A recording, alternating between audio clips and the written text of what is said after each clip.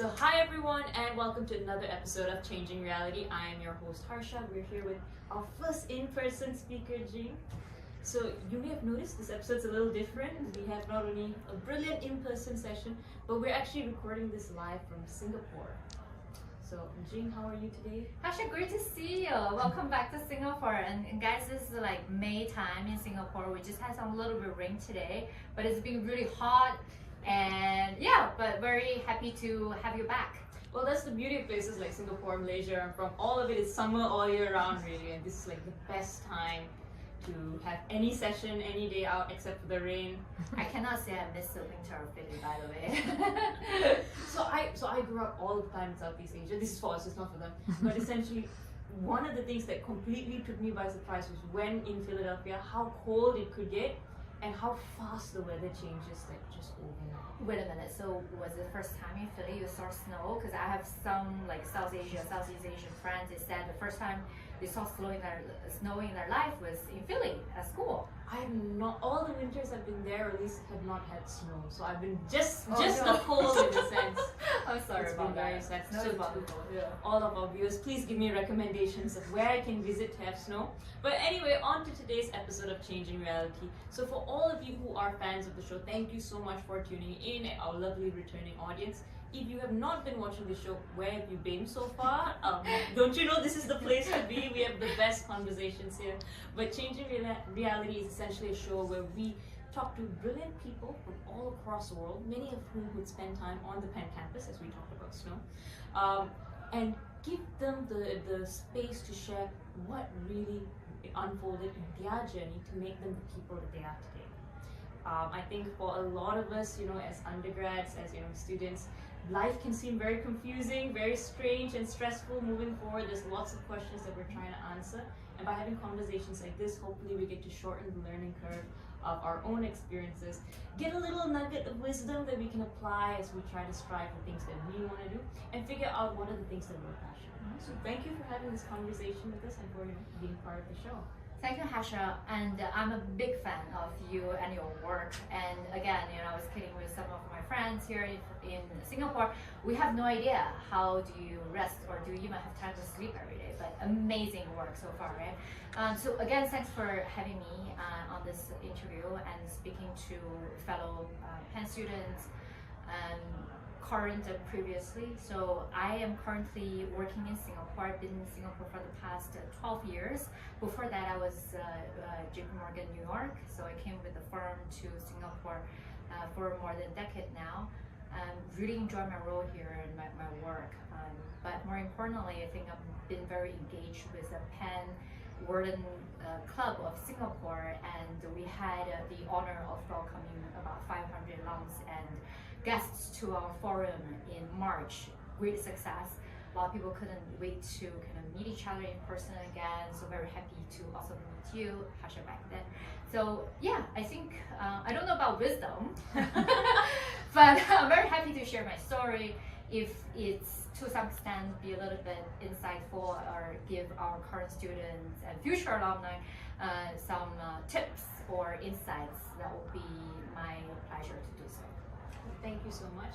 For our audience, she's probably a rock star in the financial world and a rock star alumni as well. So she's actually the Executive Director of Trade, Working Capital and Financial Institutions at JP Morgan, based out of your office here in Singapore.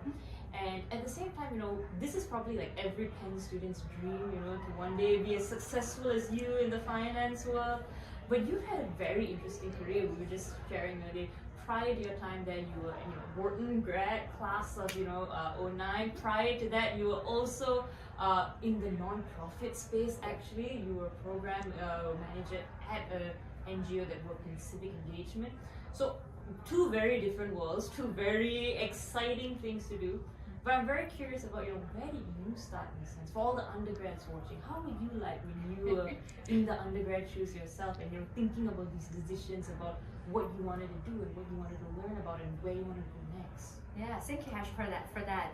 I just want to highlight, so Penn is a global institution, right? So when we say Penn really helps to grow these international global leaders, we are not really restricted to certain industries or sectors or countries for that sense. If you think about my career so far, so I joined Penn, Wharton MBA program 2007, graduating 2009, and then before that, like what you said, I was working in Washington DC as a part of a nonprofit sector, or in the US we call it the service sector. It's a very important part of the society as well as the workforce. And the nonprofit I was working with is called the Points of Light Foundation. So it was started by George Bush, so the George W. Bush's father, and it was set to promote volunteering in the U.S. What I did was I was focusing on strategic planning, evaluation of our programs, so on and so forth, domestically in the U.S. After a few years, the organization dissolved and we went into a merger with another nonprofit. But I thoroughly enjoyed working there. But then for my next step, I realized finance and business is always something I'm interested in, and applied and got in for the MBA program. But obviously 2007, 2009, if you guys recollect, that was the last great financial crisis. It was the weirdest time to get into finance. It was very, very challenging, very, very strange. So we got in. I remember a lot of my classmates, we went through like recruiting events, the wine and dine, for the big firms. And then during the summer we came back and the world is a completely different place. And then you look at the kind of more traditional hiring firms for Penn students, including MBAs. Some of the firms are gone. Yeah. If you look at Bear Stearns, right, they're gone. Lehman were gone. So I had classmates who were in the same class, were fabulous bankers. They literally came back. They're like, "What am I going to do after graduation?" So I think our class really emerged from the last financial crisis, closer with each other, more kind of staying in touch with each other, very tight with each other, because we really went through all that together, right? And my class, I remember I was working as the alumni director for the WGA, which is the Wharton Graduate Association, a student organization for Wharton MBA. We achieved 93% of class gift giving percentage, despite all that, right? So we had probably a higher number of graduates for 2009 that did not end up having full-time offers, or ended up with offers that are not necessarily their top choice. But we still had that commitment, or that kind of feeling of belonging, that all the 93% of the class actually gave back to school. It's extraordinary achievement. My understanding is that is still being one of the highest giving class throughout recent years. Very proud of that. So that's one thing. The other thing is like after that, right? So after that, now it's almost 15 years later. You and I were talking about a reunion next year for my class. Eventually, people find their place in the world, and the students or my classmates who did not get their first top choice of their career when they were graduating because of the timing, they end up where they wanted to be. Maybe after 3 years, 5 years, maybe in a different continent with a different firm. But yeah, I mean, after all that, people still end up where they're supposed to belong and where they want to do. So that's something I just want to share with the audience. And sometimes, the road to Rome is not straight. Sometimes it's because your personal reasons, you have to take a detour, and more likely, given the world we're in right now, there are a lot of macro factors being thrown at us. You have to adapt, you have to learn, you have to go with the flow, you have to keep learning.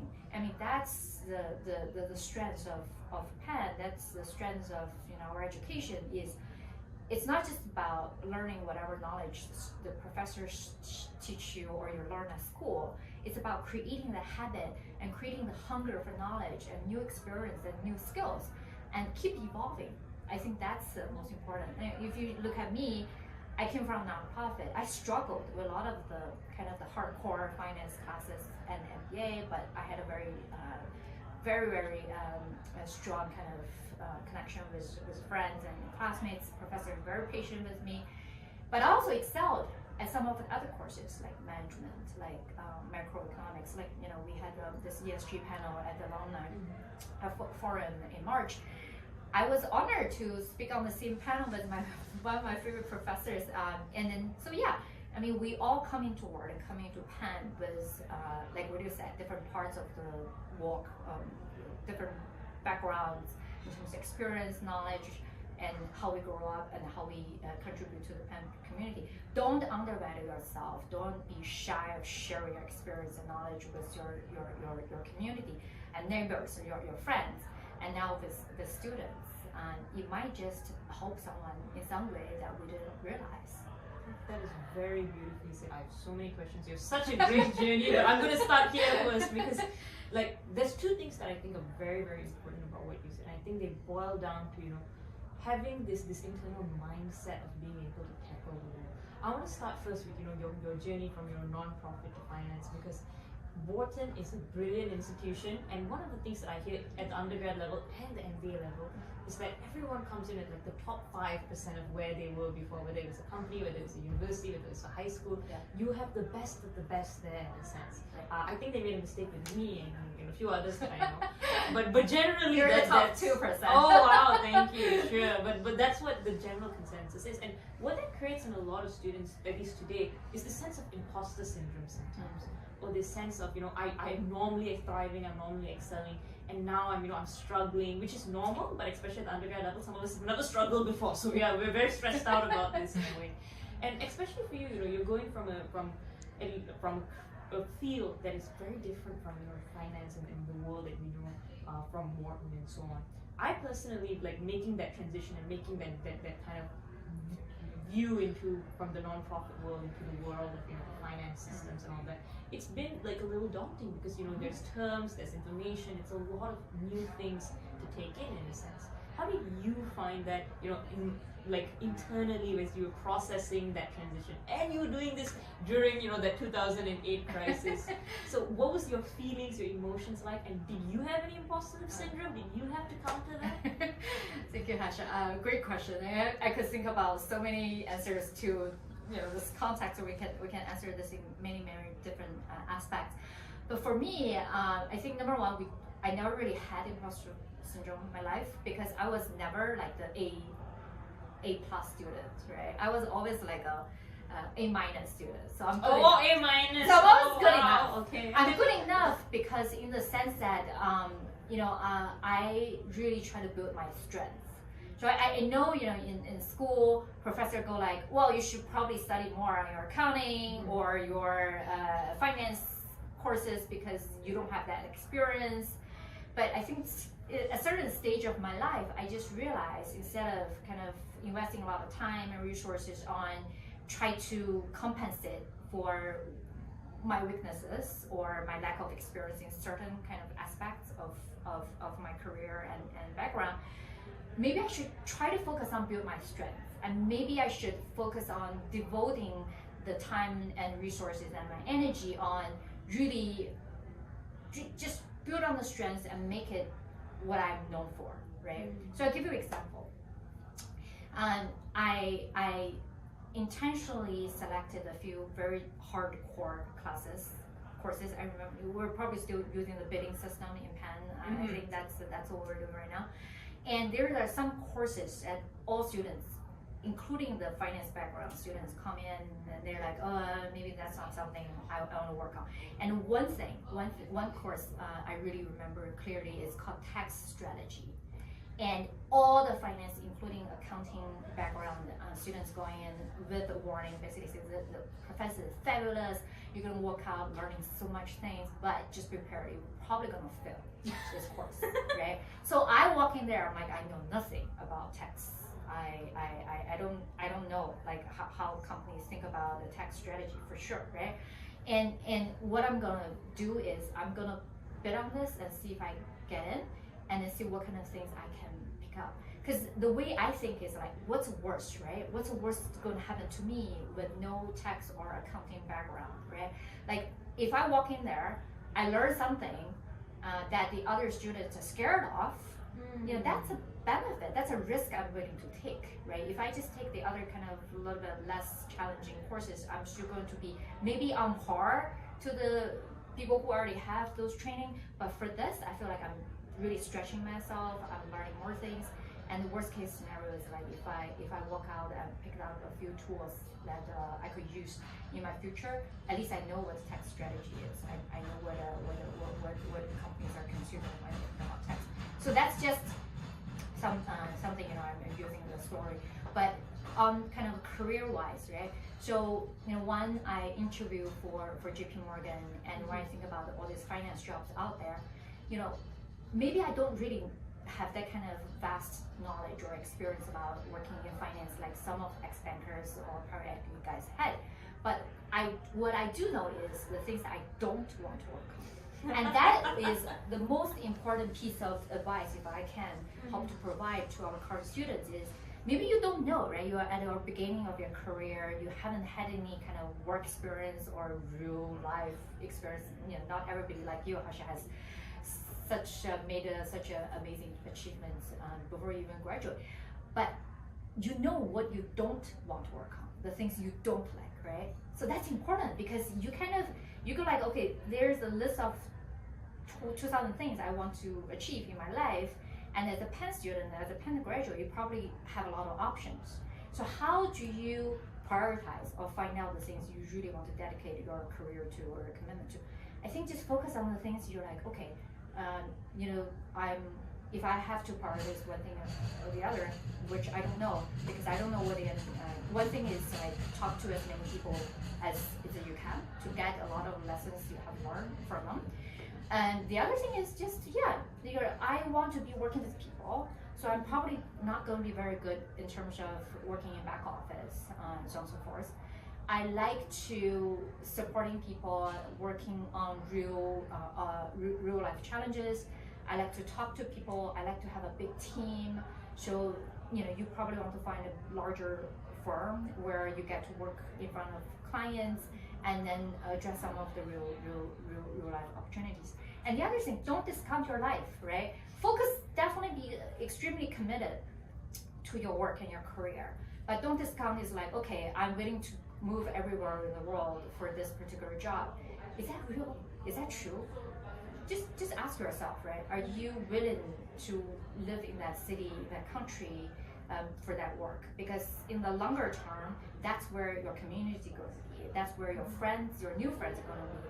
That's most likely how connected with the society. I mean, maybe you have a couple places you're like, okay, I don't mind living there, but if you're moving to you know, certain country, certain city, I know I'm gonna be miserable because of snow, because of like no sunlight.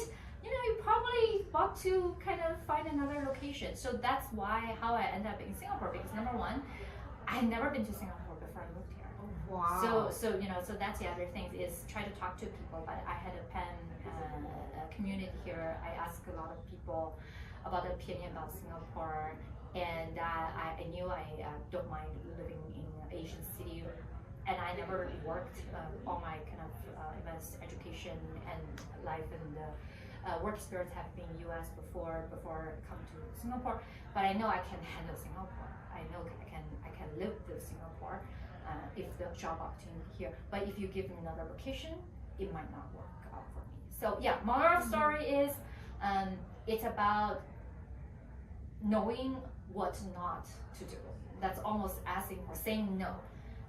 Sometimes it's more important than saying yes. And I love the other thing that you said earlier as well, just to reiterate, which is don't like be willing to learn the things other people are scared of, in a sense. That's a goal. Take a calculated risk. No, very nicely said, in a sense. And you know, we spoke a little bit about, you know, the micro environment within a university and things like that. There were many things happening in the macro environment, you know, when you were in Penn and all of that. And the reason why I wanted to touch on this is because, as we all know, you know, things like the tech industry laid off more than 40,000 people in the last like couple of months. A lot of them actually, I've been hearing from my friends, my seniors, were their seniors. So they're like a year or two out of college, probably some of the US. And it's a very scary time because it's like, you know, some of them lost their jobs, some of them are like looking like what's next in a sense. and everyone says things like downsizing, it's a bad time to be an entrepreneur, it's a bad time to be in tech, it's a bad time to do this and all. You probably heard a similar conversation when you were looking for your first role out coming out of N as well, and yet you landed this amazing like MBA like rotation program here at JP Morgan, which is crazy to think about. But how did it feel for you? You're in this position where I'm sure there's some negativity in the general macro environment, and you're looking for a role. And how do you find something that fits you, that you really want to do, and at the same time tune out all that noise to get there? That's great. I think in the, like what you said, in the world we're living right now, we're probably never going to like the perfect, peaceful, world. We were probably like 10, even before 2020. There's just so many things going on in the world right now. There are a lot of challenges. I wouldn't necessarily say they're negative per se. But again, there are things that we can control. And there are things we need to be aware, so in terms of the context, right? And there are things we can manage ourselves, right? So again, going back to the great financial crisis we were experiencing. It's a very extreme, so we're not that bad, so it's still a good exactly. example. So now I think we're going through a very painful and also kind of slow process. People feel like they're just stuck in this nightmare, cannot get out. Right. So I think number one is maybe some of the stuff there's really not much we can do. Right. If you look at the macro, I think the war going on, the overall the world's kind of the whole I would say crisis or the requirement for more investment in ESG, while governments and private sectors really need to step up. And there's some other stuff going on, some of the geopolitics and macro is impacting all of us. These are the things that challenges, and I think every generation has their challenges, right? So it's never going to be, our generation is going to have more, your generation sucks. No, it's not like that. I think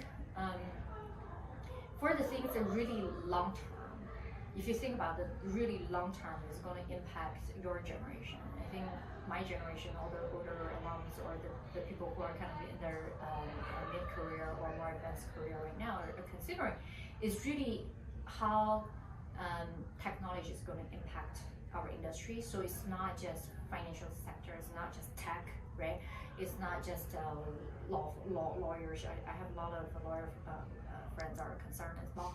So it's the next generation technology is already here, and it's going to impact our lives, not just in a fundamentally make our life easier or more convenient, but also fundamentally going to change how the way we work, right? So we look at, you mentioned this is the first in-person session that you're doing on the interview off Zoom, but if you actually think about it, 5 years from now, you and I, we could be in different continents, different countries. We're still doing in person because technology will enable us to do those. So I think right now, humans or overall, we're thinking about technology or some of these challenges in a negative way, in a challenging way, is because we haven't realized, we haven't even brought to that platform to really extend our imagination and beyond, change our ways of thinking and doing things, interact with each other in a way that we have not experienced or have not even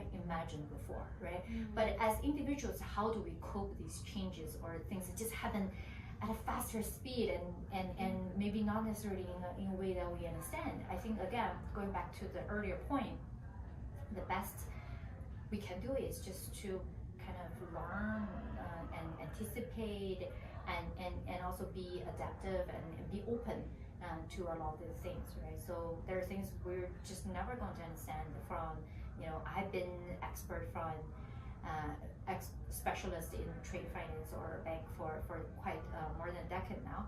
But once in a while, I was still seeing things that really, really excite me. I was like, okay, I'm not looking at things from a very new perspective. I didn't know that before. So be very open-minded and be adaptive. And then going back to, some of the overall challenges that our young entrepreneurs are facing today, I don't think any of the challenges from like what is facing you guys today are new per se. Probably all this has happened before. So as graduating students from Penn, you guys already are the top 5 or maybe top 2%, right? Like Hasha, of the entire kind of graduating class. It's great you guys are feeling this challenge or this stress of maybe a little bit lost in terms of what I want to do. I have no idea where to find my place in this world. But all this happened before. The previous generation of students, like my class, we experienced the same thing when we graduated from during the financial crisis. And the last generation who were in school during COVID, they probably went through the entire 4 years seeing their professors in the class about half a semester. So I mean, I'm just saying, like, all these challenges we're facing as humans, as Penn graduates, as Penn alums, they are not new. So talk to as many alumni as possible. Go to your professors, go to your students, classmates, go talk to alums and ask for advice, and then seek some insights, right? Nobody expects us, even me now, to know every single thing about every single thing. That's not, that's not how we learn. That's how we. I feel it's more alum school students. We put our heads together and try to address some of the challenges, think through our ways. Nobody expects to do everything on their own. That's very, very, I would say, touching to hear. So it gives me a little faith, a little trust. Okay. Yeah. I also want to talk about, you mentioned learning in a sense. Learning is much, since I do have startup in education, one philosophy we often say is, it's not just about, what the teacher is doing, what the environment is doing. It's about, are you the person doing the learning? Are you open to it? Are you able to understand it? Are you in the right frame of mind to kind of accept the experiences, the things that are happening around you, and contextualize that into a way that you can piece together that makes sense to you. So that's been my personal philosophy of learning. In your early parts of your career, in a sense, you were in that rotational program. You saw almost every aspect that there is to see in an organization. You found your niche. You found the thing that you loved, and you became a subject matter expert in. So how do you go about learning, especially in an organization as exciting as this one, in a sense? And like learning is not something necessarily easy. As we talked about a lot of the challenges. But what did you think you did right to be able to soak it all up and piece it together in a way that makes sense to you? It's actually really a 30 seconds kind of learning. I think it really, really works for me. I'm very happy to share. If you cannot repeat, or somebody asks you a question, you cannot give the answer in a way that really, really makes sense, then you probably don't really understand it. So my way of learning is, you learn it, you internalize it, and you try to teach somebody else. That is the very best way. Like, if you don't understand it, and there is no way you can teach to somebody else. So if you want to really see if you understand it, learn something on your own or learn from another expert and try to repeat it, try to teach someone, right? That's a great way of learning. I have some examples from previous rotations that I'm happy to share, but I think more recently, I think ESG is a very hot topic, and people, young generations in general, very interested in it. For example, I didn't know anything about ESG 3 years ago, right? So now I'm currently working as a global lead of trade and working capital for ESG for all our FI clients globally. What did I do is I basically learned everything about ESG and then picked them up, and I was able to speak to other people in my organization, speak to you, speak on the panel, and speak to clients. And then I will have no confidence and having these things to share if I didn't do my own learning and my study and research, right? So again, the best way of learning is probably by teaching, because you have to internalize it first, and then you'll be able to share the information. I like that. It pushes you to actually understand. Really, yes. I also wanted to talk, again, like switching gears again slightly. You moved to Singapore, which is like, as you said, it is literally as far away from New York as you can get without turning back around on the other side of the world. And first of all, how do you make a decision that's so big, so life-changing? And how do you actually, like you mentioned, you reached out to alumni, you reached out to the network here, like before you made that decision. So I think like one thing that happens to a lot of students is we're very excited to start life. We make a lot of very sudden decisions in a sense. I'm sure you thought it out a lot more and planned it out. So what was your experience like looking at a new opportunity and following that halfway across the world? I think my experience is slightly different because I didn't kind of quit my job and pack my bags. Oh, I heard good things about Singapore. Let's move to Singapore. I heard of people doing that. No crisis. It wasn't me because I was literally asked by my firm to move to Singapore to support the growth of business here. So there's a business need and there was professional support for me to make the move from New York and Singapore. I cannot say it's easier. That was back then we didn't have a lot of technology that's available today. Less information online as well. I mean, we're talking about 14 years ago, but and so that process was easier. But in terms of adjustment, in terms of culture shock, in terms of the work kind of environment, I have to say I did have to adjust quite a lot. I'll give you a story. So the first week I was in office, I realized people take the lunch break very seriously in Singapore, even today, right? So by 12, I got up from my cube and then I looked around, everybody was gone. So I was like, is there a fire drill or alarm like that missed? I didn't hear. Where is everybody, right? So in New York, most people grab a salad or a sandwich. Yeah, here we take food very seriously. Very seriously, and it's great, right? But those kind of small things do change. You have to adjust and adapt in the culture and how business are done in Singapore. But otherwise, again, going back to our first point. Pen's a global community. You will be shocked in terms of where our alums are based or what kind of industries or what they're working on, and depends on where you want to go. I wouldn't be surprised. You can have alumni and have people affiliated with Penn in that location. Any information you can get ahead of time. It's going to be a really. I think all Penn students, graduates should be global citizens.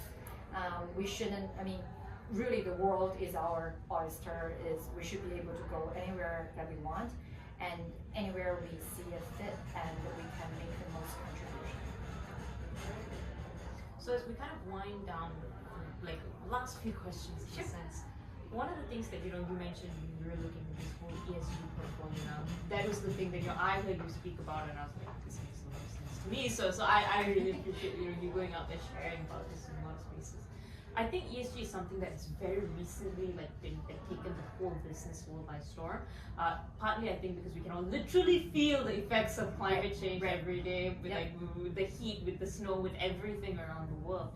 And I feel like there's so many people right now in college who really want to do something, really want to make an impact, but they also have a passion for something like tech or finance or another area. How can they marry those two interests together? How can they bring both in the conversation of career?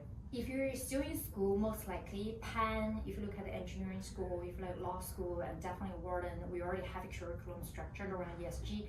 So I think tech and the School of Art Sciences for sure as well. There are a lot of things. Like one thing in ESG is we need a technology to advance to support some of the green transition, right? So there are companies, there are sectors already green to begin with, right? Those are great, right? So we just want more of those. We want to give them support. But there are a lot of the conventional or more traditional kind of energy firms or automobile makers, these guys, they really need help to make the green transition. So I see in Penn, it's extraordinary opportunity for students to pick up some of the curriculum lessons, classes, and also maybe some of the internship and some of the work kind of opportunities with the professors in your school to really marry those two, right?